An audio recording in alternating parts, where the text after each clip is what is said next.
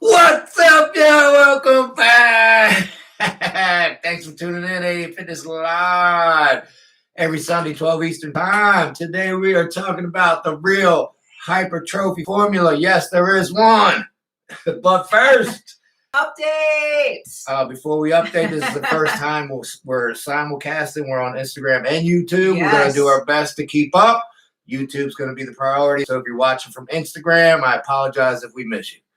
All right. Awesome. So updates. What updates do we have? How did the bulk go this week, James? Fantastic. I'm loving the zigzag diet. I'm not bloated. I'm not feeling fat. I actually lost a pound this week, but I want to float between 215 and 220, so I'm right where I want to be. That's awesome. Yeah, I stayed right at 137-ish and some change, so right where I need to be. I'm just going to coast with a maintain for the next couple of weeks until Thanksgiving, and then we'll get the bulk back started.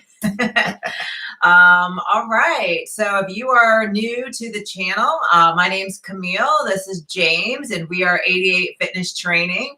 So we love talking about all things hypertrophy, and I think today is going to be a really fun topic because we're going to share the principles of true hypertrophy, true muscle growth with you guys. We're about to start that series, right? Yeah, and we are getting ready to launch an entire series where week by week, we're going to show you the most effective exercises that are science-backed to build muscle. So this will be a lot of fun.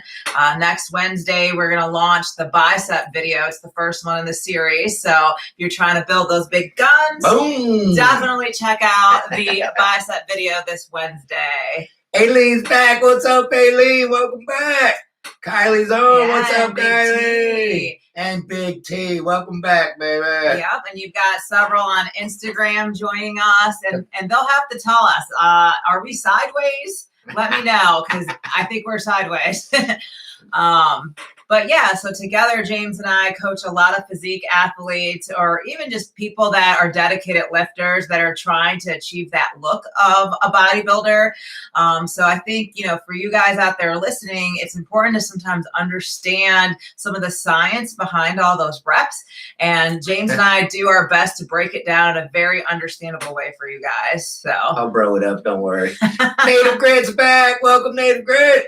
Yes, and if you enjoy this content, definitely hit the like and subscribe button. And if you really want to support this channel, there's always super thanks for those watching on YouTube. So it helps us keep producing great content for you guys. But all right, so let's jump into today's topic. And I think this is going to be a fun one because we want to kind of start with something big. Like we want to go back to couple of years ago, we had a very similar topic. We were talking about the principles of hypertrophy. And during that, we actually said the three drivers we believed of hypertrophy was mechanical tension, so lifting a heavy load, muscle damage, and metabolic stress. Like these were the top three things that James and I shared with you guys.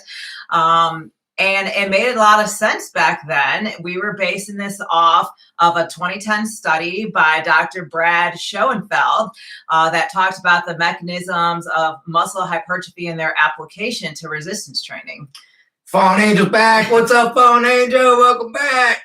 So yeah, and this was actually an interesting paper, and it was groundbreaking because he was one of the first to actually, in a practical way, try to explain what was causing muscle growth that they were seeing in all the studies and trials that they were doing. Dave and Buster's back. Welcome back, Dave. Good morning. So yeah, in that paper, he wrote about the three drivers, the tension, the damage, and the metabolic stress. And at the time, I think it made a lot of sense to me and James. We were like, okay, well, that kind of makes sense. You got to lift a heavy load if you want to stress those muscles. I think we were watching a lot of Mike Menser at the time too, in the high intensity training. So that made sense because he talked about that too. We couldn't argue with the physique, right? You could never argue. You have to lift heavy weights. You can't argue that, right? Right. So that made a lot of sense. We talked a lot. Yeah. So we're going to get all into what exactly is metabolic stress. So stay with us, Fallen Angel. Yeah. For everybody on Instagram, Fallen Angel asked, what is metabolic stress? We're going to get to that. And I see someone on Instagram gave us some hearts there. Hey. So thank you. So yeah, and then the muscle damage part made sense to us too, because we're like, all right, in order to grow bigger muscles, we need to create those little micro tears. In fact, if you've been following us for a while, we used to talk about creating trauma in our videos. We'd say like, you have to lift heavy enough to create trauma.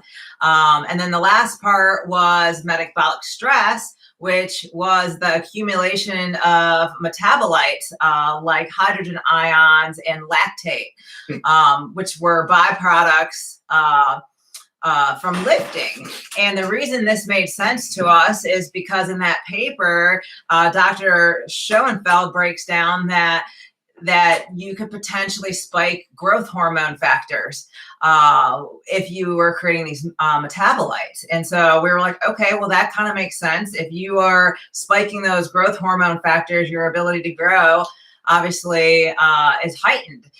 So we kind of went with that, and we preached all about metabolic stress for probably a couple of years there, right? Let's back up for 1 second. For those of you who don't know, the metabolic stress, the metabolites, the hydrogen ions, the lactic acid, that's the burn.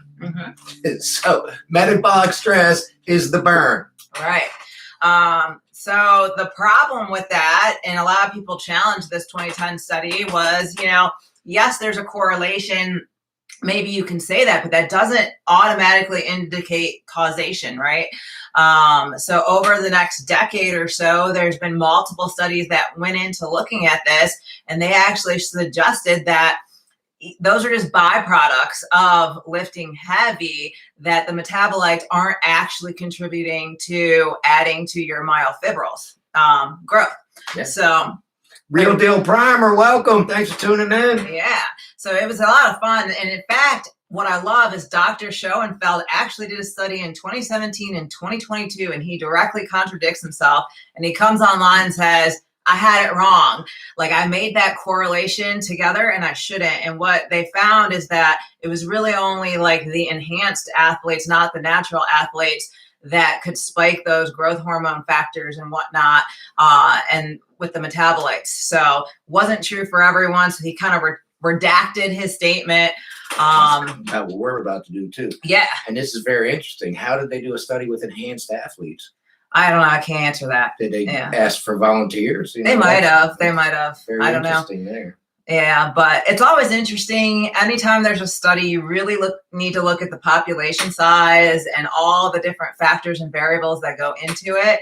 So always take that with a grain of salt. Yep. I really like some of the more practical correlations and things that people observe over time. All right, so let's get into this. So why did metabolic stress not make sense? So Fallen Angel asked, like, what is that? So basically, it's the burn. It's a great way to explain it. As your body needs to contract the muscles, it uses ATP. All right. So it's constantly trying to make and use ATP. And so as it does that, it creates byproduct. So it creates hydrogen byproducts. And this is actually interesting. It creates lactate to neutralize and rebalance the pH and clear those hydrogen atoms. So it's not actually lactic acid burn. It's lactate that's what's actually causing that burn. It's actually the buildup of the hydrogen ions, and the lactate actually takes that burn away because it's clearing those hydrogen ions. So yes, that process does not make growth. Like, I hope that makes sense to everybody.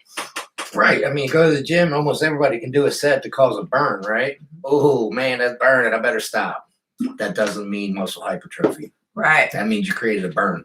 You're on your way, but perhaps not just yet. Jill Martin, 1841. Nice smile. Thank you. You must be talking about her.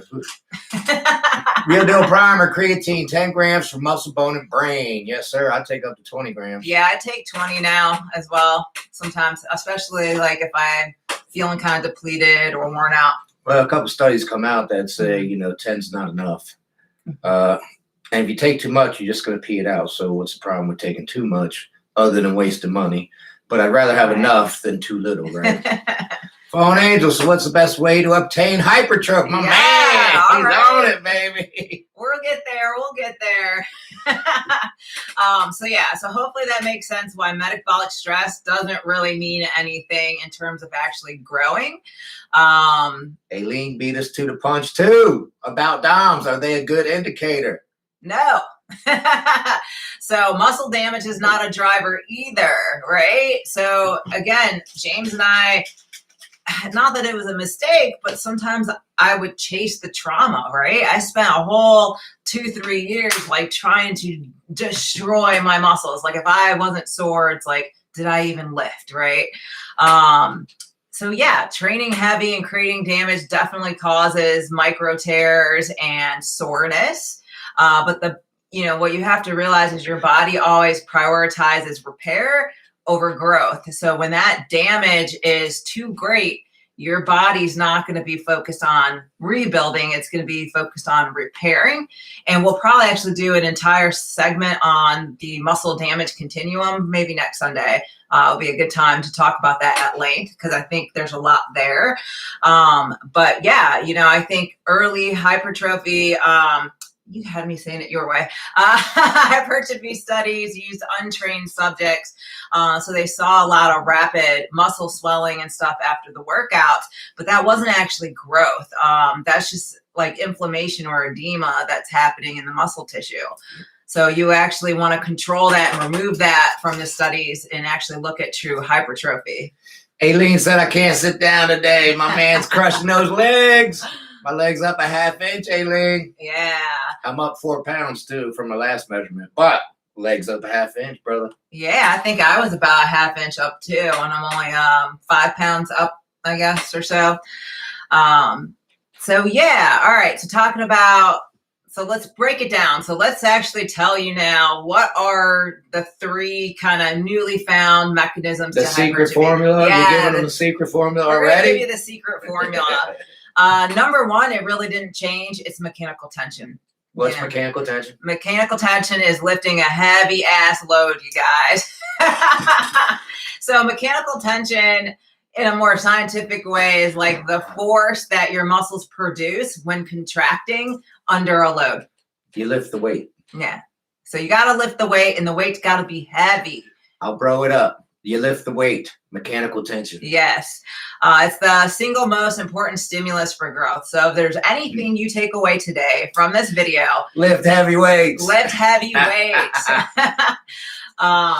When you lift, when the muscle is contracted, right? So you're lifting this heavy load, the tension is detected by these mechanoreceptors in your fibers. They're inside the muscle fibers. And so that's actually what's triggering growth. It's saying, oh, this load is actually heavy. I can't actually contract hard enough and produce enough force to manage this load. So I'm going to have to recruit more fibers or grow bigger. So if you are not stimulating those mechanoreceptors because you're lifting very light, well, then that's a problem. You're not going to build muscle the most efficient way. Yeah, we talked about this before in the past. Body pump. Mm-hmm. Nobody in a body pump class is getting huge. Are they toned? Are they firm? Are they in shape? Sure. Are they competing in bodybuilding competitions? No way. Yeah. Are they trying to create maximum muscle hypertrophy? No. Mm-hmm. Yeah, and there's 2 different ways you can look at mechanical tension. There's active tension and passive tension. Active tension is kind of the way your muscles work. It's literally like these little cross bridges that are forming between actin and myosin that allows you to contract the muscles and do the weight. Passive tension, you can think of it almost like stretching an elastic band. It's that recoil. So if you stretch a muscle out more enough, the titin is what's going to want to pull it back together. And so that's called passive tension. So as you lift, ideally you want to stimulate both active and passive tension, right? So it has to be heavy enough and you have to stretch the muscles in order to do that. Boy, she's getting deep. I know. Y'all. I told you to get the notebook out, you guys. Angel's back. Good morning, Angel. Welcome back. Yeah. So yeah, you want to stimulate both of those. If you are stimulating both of those, then you are going to trigger your body to grow bigger. So that's always should be the goal. Like every exercise, everything you do in the gym, you should be thinking, am I generating that active tension? Am I generating that passive tension? If the answer is no, pick a different exercise. And so that's why I think this series that we're going to launch starting Wednesday is a lot of fun. We took the guesswork out for you. We're just going to tell you what the most efficient exercises are to create that growth. Real Deal Primer's got the gym in 1 hour. Get some, baby. Yeah. All right. We might have to spill some secrets there. So he knows. What are you training there, Real Deal Primer? So yeah, we talked about this a lot. Ideally, to generate enough mechanical tension, you're going to want to lift 65 to 85% of your 1 rep max. All right. So we'll give you some tips there. And the reason you have to lift 65 to 85% of your 1 rep max is because we want to make sure we're not only getting those type 1 muscle fibers, we're getting the type 2 fast twitch muscle fibers, because these have the greatest propensity to grow. So if you're lifting light, you're probably just using your type 1 endurance fibers. Yeah, right? Remember, once again, we talked about this last week. Your muscle cells fire an all or nothing capacity. So if you're not lifting heavy, you're not firing all your muscle cells. You're not going to make muscles. Right. You're not even using them all. Right. So ideally, the weight should feel heavy, but you should still be able to control it. And we talked a lot about this in previous weeks. Like you're lifting to technical failure. Yes. So you never want to lift so heavy that you can no longer control the weight. Form is first. Mm-hmm. Once your form breaks down, the set's done. Yeah, but at the same time, it can't be so light that it just burns and you're kind of chasing fatigue and you're not really creating that true definition of tension either, right? So it's a fine balance. It's something that you'll have to experiment with. If you get a logbook, I think eventually you figure it out as you keep trying to add weight or add reps to your sets. You should. If you're logging everything in progressive overload, you're eventually going to get to the point where you should be. Yeah. Fallen Angel, I argue with my buddy about lifting heavy. He gets mad because I tell him you won't grow unless you lift heavy. It's extremely hard to grow without lifting heavy. Yeah, I mean, it's just the most efficient way. It is possible, but it's extremely hard. And we talked about it last week. In order to get your high reps close to failure, 30, 20, 30 rep, you're going to be burning so bad. You're going to stop because of pain, not because of failure. Yeah, I mean, and that pain is literally your body saying, I can't clear these hydrogen ions fast enough, right? And I can't produce that ATP fast enough for you. So it's really not an efficient way to lift and build muscle if we're really trying to get good amount of growth in there. Yeah. And to me, you can build muscle high reps, but they're not going to be a big, thick muscles you see on the power lifters, etc. Big T, back on the cut, down 2 pounds and an inch and a half off the waist. Way to go, T. Yeah, it's awesome. You're cutting right before the holidays, baby. Yeah. It's probably a good idea. That's a really good idea. And you guys, even though we're talking about kind of the principles to hypertrophy today, you guys can ask us any questions you want, even if it's completely off topic. So fire away and we'll answer them for you guys. Yeah, and if you're watching on Instagram, I apologize. We can't keep up with the comments right now. So far, it's a lot of people saying hello. All right. Aileen, up all my lifts and slow the tempo. Nice. Yep, that's the best way to lift. So going back to mechanical tension, the best way to kind of, what does that mean? Think of it as this mechanical signal that you're sending to your body to grow. And so what do you do with that signal? That leads us to the second real principle to hypertrophy, and that's working tension. All right. Mechanical tension. Lift heavy weight. All right. Someone sent you a message on Instagram and they said, I hope you can answer my message. So I guess you have to check your DM. Someone sent you a message. So what is working tension? Working tension, the good way to think about it is the force times a distance. So we got the load and we're moving it over a distance, and that equates to work, you guys. So working tension is just mechanical tension multiplied by the distance that the load is going to travel. So you can think of it as moving the load over a range of motion, a juicy range of motion. The full range of motion. Leonardo, welcome. That's a heck of a name. Hi, wondering what you prefer, high intensity or high volume? We went over this a couple weeks ago. I'm a high intensity person. As well. We just discussed, it's just a more efficient way to build muscle. You can do high volume. It's just not as efficient as lifting heavy and high intensity. Yeah. So, in terms of like what exercises are great for working tension, think about all your major compound lifts, you guys. So these are squats, presses, rows. These are very effective because they allow you to generate this high amount of tension across a pretty great or long range of motion. So, the key takeaway here is that if you half rep everything, you're cutting out the total amount of work that you could do to grow, and you're cutting it in half. And I think people don't really think about that, right? We know not to do half reps unless they're, at the end of the set, partials to intensifying technique. Everybody, every 88 out there knows full range of motion, right? Right. Yeah. And the reason for that is there's actually this muscle length and force kind of like a muscle length and tension curve, right? So, and the most contracted state, your muscle can't generate a lot of force. In its most lengthened state, it can't generate a lot of force. It's actually somewhere in the middle that the muscle tissue can generate the most force. And you can think about it, think about a bicep curl, right? When you're all the way contracted, I can't really generate a whole lot of force in there. And when I'm all the way lengthened out, it's hard to generate force. It's somewhere in that middle range of motion that you're able to generate the most force. And so what happens is when you start half repping and doing different things, you might not be hitting the part of the range of motion where you're generating a lot of force. And so that's like leaving gains on the table. Well said. Full range of motion, we all know that. All right, Big T, we got a couple questions. Big T, when doing a cable pullover, what hits the lats more, a wide grip with a bar or a rope closer grip? That's a good question. If you got a double rope and you can extend the range of motion past your hips, I think that's the best way to do it. If not, I'd go with a bar. Yeah, I also, Big T, look at the anatomy chart on how the fibers kind of wrap around on the lats. I think you can skew which fibers you target by adjusting the hand position too.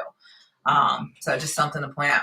Veronica, welcome. Off topic, I'm 52 years old, a woman, and just started my bodybuilding journey to compete. Fantastic. I love it. Any do's or don'ts before I start? Also, my daughter is starting her journey too. That's fantastic. Yeah. The best thing I can tell you is commit. Commit to whatever you're doing and give 100%. If you have a coach, listen, obviously. If you don't have a coach, just be obsessed and get as much information as you can and commit yourself to it and give it all you got and enjoy yourself, of course. Absolutely. And Veronica, if you send us an email at info@88fitnesstraining.com, I will send you a competition timeline. We've got a really great timeline that lays out when you need to do different things in order to compete. So if it is your first time, it'll definitely help you. And we have an entire playlist. It's actually called Bodybuilding Prep Chronicles. And there's 2 videos in there, the 10 things I wish I knew before I ever competed. So for first timers, it's a great video that shares all those weird things that, you probably should know, but you don't know. So check it out. And make sure you can pose, Veronica. If you can't pose, start practicing right now. I don't care if you show's not for a year. Yep. Start practicing today. I've seen too many good physiques get beaten because they can't pose. Absolutely. Make sure you can pose. Real Dope Primer, full range. Got it. Yep. Fallen Angel, I got leg day tomorrow. What you guys recommend to build size? Squats. Heavy squats, baby. Safely, of course, but squats. Yeah, I always recommend squats and RDLs. That would be the top two exercises I would recommend for you. Dave and Buster, lift heavy to failure. RIR is just guessing. Failure is reality. I tested this, thought I had 2 RIR reps in reserve, then proceeded to do 4 more reps. Failure equals certainty. My man, I love that. Yeah. I believe Mike Mentzer said the exact same thing. Hey, you might be able to build at 80%, but to make sure, go to 100%, right? All right. Great advice. Reality equals gains. Got it. Thanks. You're very welcome. Yeah. Very welcome, Veronica. Good luck. Hopefully you do well. And like Camille said, if you need help, just reach out to us. For sure. Yeah. So going back to that length tension curve, muscles produce maximum force somewhere in the mid range of the rep. But what's interesting is when the muscles are fully stretched, those muscles actually have the most ability to grow because they're the most overloaded. So that's one way to think of it too. That sounded like the third principle. Did you get that far? No, we didn't get that one. We're getting there. So that's why deep squats or incline curls are so effective, because that muscle is strongest like mid-range, but grows the most when it's challenged while it's stretched. So if you're one of those people that are like, man, I can't do barbell squats and squat below parallel, you probably should try the pendulum squat, the hack squat, a different type of squat that actually allows you to go below parallel. That way you can really challenge those muscle fibers in that stretched position. Full range of motion. Yeah, we'll say it once again. Full range of motion. Go all the way down on your squats. So in terms of the stretch under load, that is the third principle to hypertrophy. So we had the mechanical tension, lifting heavy weight, the working tension through the range of motion, and now we have stretched under load. That one's already broke up. That doesn't need an explanation. Yeah, there's been research done across 20 plus different studies, you guys, and they all show that muscle trained at long lengths grow faster. And we're talking up to double the rate of training in the shortened position. I don't know very many people that would train purely in the shortened position, but has a lot more ability in the longer length position. Yeah. Fallen Angel, you guys won't believe how many people do half reps in my gym. I want to scream to them, full range. Let's be honest, you guys, you have to call yourself out. I've done plenty of sets. I still do sets, and I'm like, shit, that was a BS kind of like set, right? And I have to be like, all right, come on, stretch that arm out, get deeper in that squat. Like that did not count. So you have to hold yourself accountable, and it's hard. Like these are the part of the reps that you're like, I don't want to do it, right? So it's hard. It is. And Fallen Angel, you see it all the time, man. There's a gentleman, older gentleman, we go to the gym. He's there at 3 a.m., 4 a.m. when we go there, so nobody else is there usually. And he's just crap. He's there every single day just doing crap, reps, exercise crap. But I love the dude, man. He shows up. Got hurt. He doesn't bother anybody. I've seen 15, 20 people come up to him and say, fix your range of motion. He ain't having it. He ain't having it. And he shows up every single day. He's there every single day. His workouts are crap. His physique is crap. His exercises are crap. But man, does he show up. And man, right. I just got a place in my heart for him because he just keeps showing up and doesn't listen to nobody and just does his own thing, man. For sure. He would make gains, I'm sure, if he fixed his range of motion and the exercises and stuff. But he won't. He ain't hearing it. All right, Native Grit, I'm putting together my next workout. I'll be done with it today, changing things up due to doctor's advice, due to health issues. Okay. But I will keep after it till I no longer can. There you go. I love it, Native Grit. I love it too, baby. We're still praying for you, Native Grit. We got some news about some other people this week, some bad news, some health issues. So love your people while you can, man. Yeah.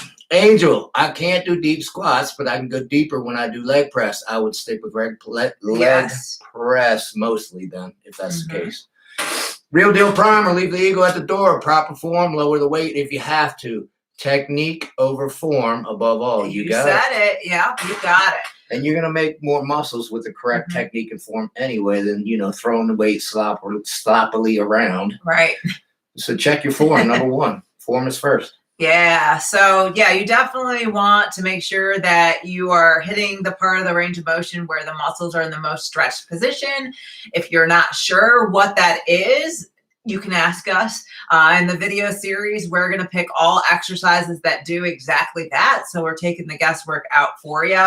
But when you stretch your muscles like that and you have load, you are literally telling those receptors that they need to grow bigger, because you are stressing it to the max. Those are called mechanoreceptors. Yeah. Okay. Yep. And so incline curls are great for biceps, RDLs for hamstrings. Chest flies. Yep. You think about it. Deep Think about, presses. what puts your muscle in a stretch position safely while it's under load. And if you think about it for a minute, you'll come up with it. Yeah. And one thing I do want to talk about, because people get this confused all the time, range of motion versus muscle length, right? So you could be doing an exercise in the full range of motion, but that doesn't mean it's going to place your muscles in the most stretched position. And so like a good example I like to think about is doing a barbell hip thrust versus a deficit RDL. Like which one's actually going to stretch and strain those hamstrings more? It's the RDL. Yeah, right. And you can put more mechanical tension on the RDL if you're doing them right, because you're going to lift heavier.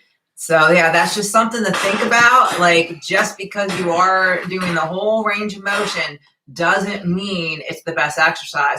Same thing with a bicep curl. You could do standing dumbbell bicep curls, and you could be doing the whole range of motion where you're completely straightening out the arms, coming to a dead stop, coming all the way up, squeezing.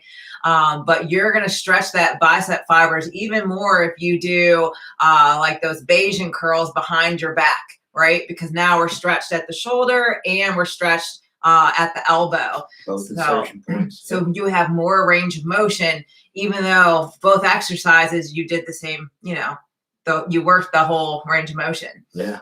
Will Claggett, welcome. I hope I said your name right. With the guy in the gym not taking tips or advice, I wonder what his reasoning is for ignoring it. I mean, he's the nicest guy. He really is. I enjoy seeing him. So I don't know. He's a weird cat, man. He wears the same clothes every day. He doesn't stink, so I assume he washes them every night. But he wears the same workout outfit every day. He's a weird cat, but once again, I respect him. I love him. There is a saying, if you can't teach somebody something if they already know it all, right? So in his head, he might think he knows it all, so he I don't know. He ain't here. And I never offer him advice because I don't do that anymore. If you come up to me at the gym and ask for advice, I might give it to you, but I'm not going to approach you and fix you at the gym. No way. Not happening. Not anymore. Not at this point in my life. Native Grit, I can do deeper squats with the belt squat. Yes. Nice. But I love back squat. So I do heavy squats, 5 to 8 reps, and 12 to 15 with the belt. Nice. That's nice. Moe's back. Welcome back, Moe. Aileen, I do RDL and Smith machine, bent over the bar for bigger stretch. Yeah, we see. Yeah, one of our clients, Miguel Paul, like doing that too. Kind of helps force the position a little bit. For me, that just hurts my quads to be leaned up against the bar. But yeah, a lot of people like that. Dave and Buster, the range you don't do will be your weakest area. This will lead to injury if you ever need to lift in that range. If you don't bench to your chest, you will never get the bar off yourself. Well said, bro. Yeah. Well said. If you're not full range of motion, you're definitely going to have weak spots, and it's most likely is going to cause injury at some point. Yeah, and I will say, so everyone's listening to this, so your next session out, I'm assuming you're going to be like working that full range of motion, especially the stretch. No ego lifting, right? Like remember, your muscles are not strong in that stretched position. So you absolutely have to use good form and be smart about it. You can't ego lift and go to those depths and those range of motions, or you can actually tear your muscles. Of course. I mean, we've said it before. It has the most stretched muscle under load, has the most potential for growth, but it also has the most potential for injury. So no jerking movements, nice and smooth. Work up. No ego lifting. Warm up and work up to your weight. Maui, it sucks. I've been sick for 4 days. No. Oh, man, that does suck. I hate any setback, man. Injury, sickness. I think I hate sickness worse. I mean, it's like flu season, right? I just hate being sick. It's miserable. Hope you get better quickly, Maui. That sucks. For sure. Angel, sometimes I won't do full range of motion because I want to keep the tension on the muscle. Yeah. That's what on the barbell curl she was saying. You're dead here and you're dead at the top. So the mid range is really the only range you're hitting your biceps with a barbell curl. Right. Aileen, so next bench 375 for 3 to 4 reps. Get it, Aileen. Get it, baby. I love it. So yeah, if you're designing your training around creating tension and creating stretch, not just movement, I think you're doing the right thing. But yeah, definitely now that you know these principles, think about them when you're picking your exercises, right? Think about, am I placing that muscle in the most stretched position it can go in with the greatest range of motion? If the answer is no, then perhaps pick a different exercise. Reds, what's up, Red? Welcome back, baby. For all you who don't know who Red is, that's my very first workout partner back in 6th, 7th grade. Here he is. I just did negative reps on my arm day. Totally different workout. Nice. Get some, Reds. All right. Vinay, welcome, Vinay. Thoughts on Mike Mentz's workout plans? As far as the workout split, I think they're crap. As far as intensity and philosophy, I think he's spot on. What do you not like about his workout split? He's got you doing one set of biceps, and then you're going and doing deadlifts for one set, and then you go do some other crazy body part for one set. So you would rather do a bro split, but Mike Mentzer style? Correct. Mm-hmm. That's my take on it. But Mike is rarely wrong, so I might be wrong. Aileen said, not me, Jay. Oh, well, Aileen, he might have a surprise for you this week coming up. We'll see. Already posted 385. You saw the 385, Aileen, on the bench. So it might be a minute before I go heavy again. I did a back off set after I did the 385. I went to 315, and around rep 8, I started feeling something here. I did one more. I was supposed to do 10. The 9th rep, it got worse, so I racked it, and then it actually doesn't feel too bad. So I might just rest it for 1 week and then it's no good. Go after it again the week after that. We'll see how it feels. Mm-hmm. You know, 49 years old, I'm going to err on caution rather than trying to kill it, so I can keep going and not get injured. Mm-hmm. Red, still going strong, brother, my man. Right. Heck yeah. Real Deal Primer, how many pounds per week should you gain on a bulk? That's a great question. 0.5 to 1 pound, I think, is a great. That's a great range, because otherwise you're gaining too much body fat too fast. Yep. Mm-hmm. Now, bulk, you are at a caloric surplus, but you don't want to get fat. Now, you know, we're all bodybuilders, so you got to draw the line. Yeah. Don't get fat, right? Aileen, yeah, solid 385. Vinay, lots of love from India. All right. Thanks for tuning in. Yeah. All right. So we took you through the 3 principles to hypertrophy that we actually believe in. So we retracted our previous statement. You know, I think we started this video by saying we previously said it was mechanical tension, metabolic stress, and muscle damage that contributed to hypertrophy. It was misguided. Like I said in the beginning, it was based off of that 2010 Dr. Schoenfeld study, and a lot of other papers came from that. But now we've kind of learned more. I took an entire hypertrophy class, which broke down a lot of studies, you guys. And, you know, the conclusion there is that the real 3 drivers to hypertrophy was that, you know, mechanical tension. It's the foundation. It's the number one thing. Lifting the weight. Mm-hmm. So if you take nothing away, lift the weight. Lift heavy weight. No, not any weight. It has to be heavy weight. We need to trigger the receptors to grow. Yep. And that's not going to happen if it's too late. Mm-hmm. You'll just end up burning. And then we introduced the second principle, working tension. That just means force times the distance equals work. So take that heavy load and move it over the full range of motion. And remember, all range of motion is not created equal. We want to make sure we're picking muscle exercises that stretch our muscles. Yeah. Mm-hmm. We talked about this earlier this week when we were talking about this live. The metabolic stress and damage are precursors to the hypertrophy. They don't cause hypertrophy.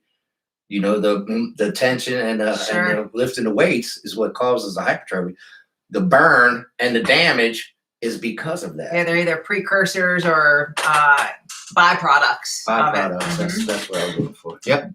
So it just, you know, we should have caught it before. It's kind of common sense. Hey, that doesn't cause muscle hypertrophy. Well, again, the 2010 study said that it was spiking growth hormone factors there. And so that's why we were like, aha, okay, like then maybe this makes sense, but it doesn't make sense. Yeah. Just think about it for a minute. It's a byproduct. Yeah. Big T, what's the earliest age you can let your kids start working out with you in the gym? My 7-year-old has been asking about working out with me in the gym. So most gyms, you got to be 14. Insurance purposes, at least in America. I'm not sure you'll find a gym that'll let you get your boy out there earlier than that. And just be careful with the growth plates and all that. Like, you're not going to want them lifting super duper heavy weights. There's a couple different philosophies about that. You know, kids today are kind of coddled. You know, back in the day, they're working the farm as soon as they're born, right?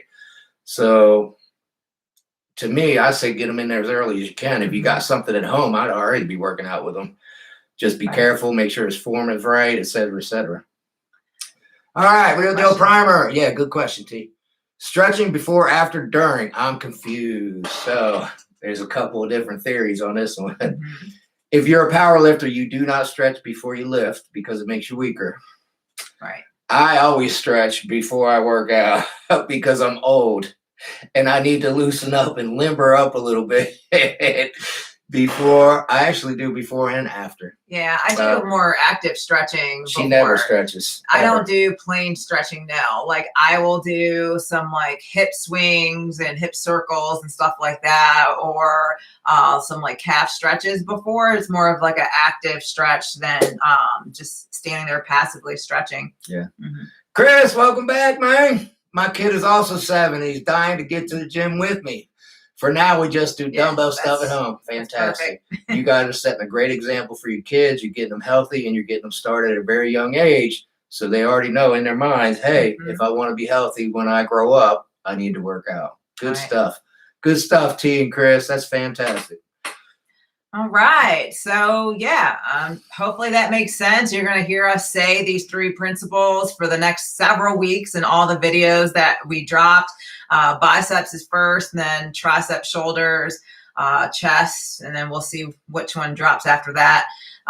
So, yeah, we're going to take you through the best exercises, and hopefully you have a lot of fun watching those videos. Dave's got a 4th key to the formula, baby. Dave's 4th cause of hypertrophy is consistency. You are 100% correct. You can create hypertrophy, but if you don't stay consistent, you're going to lose it. We were just listening to a video. Even if you're doing cardio, you're still losing muscle. You're not making muscle unless you're lifting that heavy weight, you're creating always that mechanical tension. Always in a state of atrophy. In fact, I just had a client this morning. We were talking a little bit about that. Due to whatever circumstances, they've only been lifting about 1 day a week, which is with me, and they've actually lost quite a bit of muscle mass. Because of what circumstance? Well, a lot of circumstances, but we're not going to air them. But okay. Yeah, so you definitely have to keep lifting in order to sustain that muscle mass and to generate more. Yep. Real Deal Primer, up a creatine to 20 grams starting out. Get some. Just make sure it doesn't mess your stomach up. If it messes your stomach up, bring it up slowly. Yeah, for sure. But yeah, you know, we've learned throughout the years these different things. James and I probably have tried almost every strategy out there at least once or twice. When you're obsessed, the learning never stops. You know, most of it, at my point, most of it's a refresher. You know, once in a while they'll get a new something out like length and partials that's relatively new. But you never give up. You never stop looking. You never stop searching. The obsession, the passion, it's there, you know, and if you want this, you'll be digging into everything you can find. I just think it's funny, out of all of the like new exercises and things that all of the influencers put out there, you always end up right back to the basics. Those big, nasty compound lifts that no one wants to do. There's no great way to like manipulate angles and do all these things and get it to work. It's like it always takes you back to the basics. Lifting heavy, basic compound lifts. You want to get big, that's the formula, right? Yeah. Angel James, how's the back? It's really good, actually. I rack pulled 600 pounds this morning. Woo! So we're doing good. I got deadlifts. I got shoulders tomorrow, rest day, and then deadlifts. So we're probably going to rack it up, try to deadlift 400 from the floor this week as long as everything's feeling good. Sounds nasty. The back's great. Right now, I'm worried about the chest right here. But the back is doing wonderful. Thanks for asking, Angel. Appreciate it. I was so bummed, too. We were filming the chest video for the Hypertrophy Series. I'm like, come on, we got to lift real weights, James. And he's like, there's no way I can lift real weights in this video. Not when we shot it. Yeah. No way. Where are we at? Real Deal Primer, your body is a piece of art. I'm excited to see what I can do. Fantastic. Get some, baby. That is awesome. Mm-hmm. You know, the body is your canvas. You are the artist. I like it. Big T, haven't touched cardio in 2 weeks. Just pure consistency and lifting heavy weights. And you lost weight, too. Yeah, that's you must be doing really good with your diet, baby. Veronica, one more question. My husband has lost so much muscle. He is 66 years old. What is his best bet to stop the muscle loss? And will testosterone treatment help? Send me the email once again. Yeah, let me type the email in for you guys. James answers that. I would say, number one, if he's not lifting, get him in the gym and get him lifting, right? That's not so easy for somebody that's 66 and doesn't lift. My father's in his 70s, and we try to get him to the gym for 50 years now, and he just ain't having it, right? That's number one. Get him to start lifting weights. TRT, it would probably help. Probably make him feel better. Slow down, too. Slow down the loss, yeah. I would make sure you do it through the doctor, do it right, get a prescription, do all that good stuff. What's the best bet to stop? And make sure he's getting his protein. Mm-hmm. Yeah, diet has a lot to do with that, too. Make sure. I mean, I'm always surprised at how much food doesn't have protein, especially if you're not eating, your chicken, fish, whatever, turkey. It's hard. It's definitely hard. BCAA is good advice, Dan. BCAAs, EAAs, you can take those as well. They'll help stop the muscle loss. But I mean, remember what you said 5 minutes ago, the body's always in a state of atrophy. Yep. So if you're not going to keep lifting or lift at all, you're going to keep wasting muscle no matter what you do. Correct. Mm-hmm. You got to get them moving. You got to get them lifting. Yeah. That's number one. And once again, heavy. But heavy's relative, especially for a 66-year-old gentleman. You know, if it's heavy to him, let him go. Yeah. Let him lift his heavy weights. Just make sure it's heavy to him. Awesome. Great questions, yeah, everyone. These are really Keep them coming. Yep.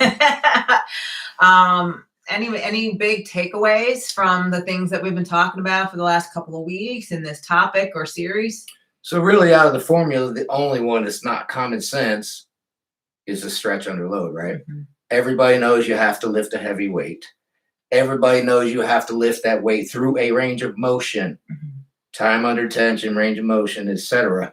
The only one that's not common sense is to stretch your muscle while it's under load. That one you're going to have to think a little bit, come up with your exercises where you can safely stretch while under load.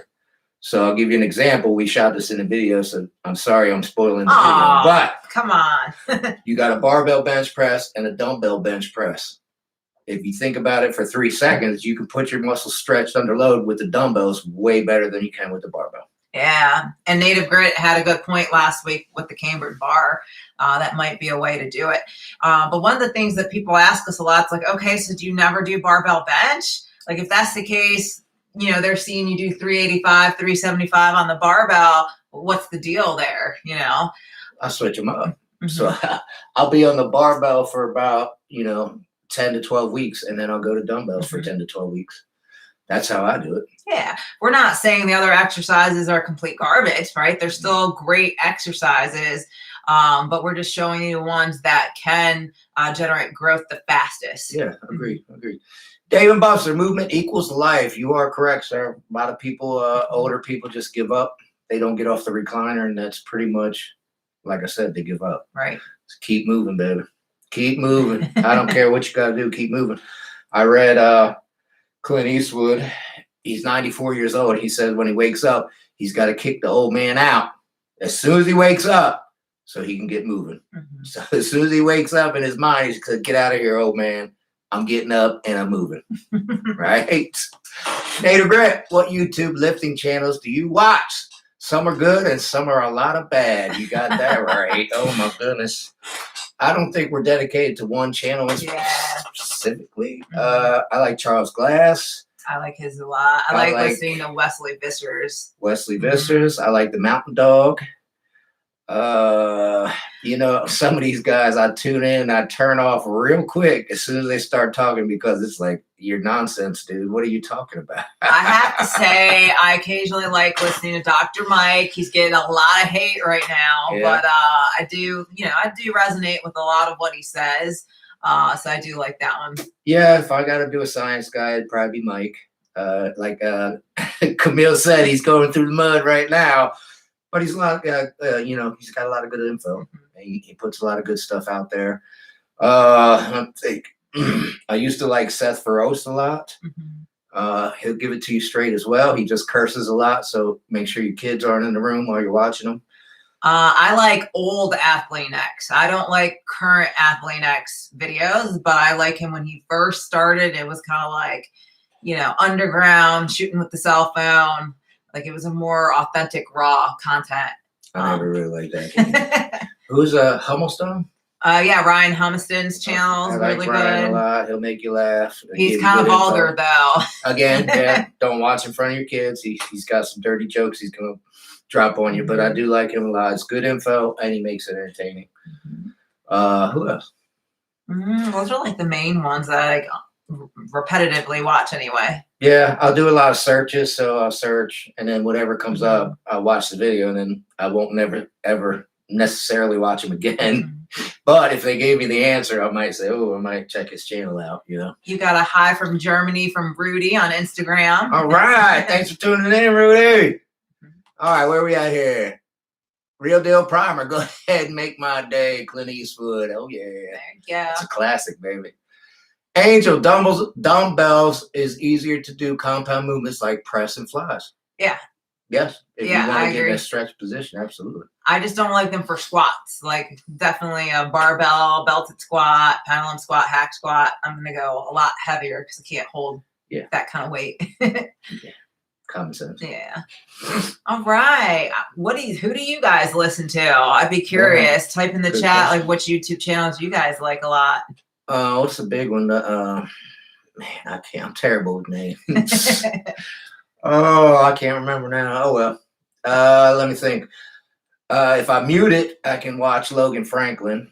But as soon as he starts talking, I'm like, turn it off. Lee Priest, same thing. I can watch him lift, great physique. But as soon as he starts talking, I got to turn it off. If you got Mike Mentzer's old speeches. Oh, yeah, those are great. Like that. Angel, Sam Selleck. I do watch Sam every once in a while. Definitely not regularly. But I like Sam. He's a good dude. Big T, I still watch old Rich Piana videos and Mike O'Hearn. Nice. Okay.